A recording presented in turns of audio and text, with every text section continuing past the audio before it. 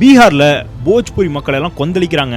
பெரிய பிரச்சனை போயிட்டு இருக்கு. ரீசெண்டா என்ன நடந்துச்சு அப்படின்னா, பரத் திவாரின்னு ஒருத்தரை போலீஸ் என்கவுண்டர் பண்ணிருக்காங்க. யார் இந்த பரத் திவாரி அப்படின்னா, ஒரு கிரிமினலோ ஒரு அக்யூஸ்டோ கிடையாது. அவரு ஒரு சோஷியல் ஆக்டிவிஸ்ட். மக்களுக்காக குரல் கொடுத்திருக்காரு, மக்கள் பிரச்சனையை பேசியிருக்காரு, மக்களுக்காக எல்லாத்தையும் தட்டி கேட்டிருக்காரு. அவரு சேஃப்டிக்காக கன் வச்சிருந்திருக்காரு.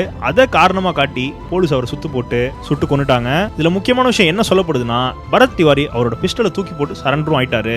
ஆனாலுமே வேணும்னே போலீஸ் கொண்டுட்டாங்க அப்படின்னு சொல்லப்படுது. இது ஒரு சைடு நரேட்டிவ், இப்படிதான் மோஸ்டா எல்லாரும் சொல்றாங்க.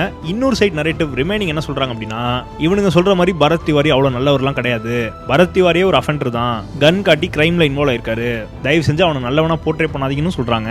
போஜ்பூரி மக்கள் எல்லாரும் ஒன்னு சேர்ந்து ப்ரொடெஸ்ட் பண்ணிட்டு இருக்காங்க. அவருக்காக நியாயம் வேணும், நீதி வேணும்னு. நானும் first side of the narrative தான் நம்புறேன். மக்களுக்காக பேசி மக்களுக்காக குரல் கொடுத்து நல்லது பண்ணா இந்த உலகத்துல இப்படிதான் நடக்குமா? அதுக்கு இதான் முடிவா? எவனோ அவ்வளவு மோசமான தப்பு பண்றான், மக்கள் வயிற்றுல அடிச்சு சம்பாதிக்கிறான், மக்கள் காசை கொள்ளையடிக்கிறான், மக்களை ஏமாத்துறான், மக்களை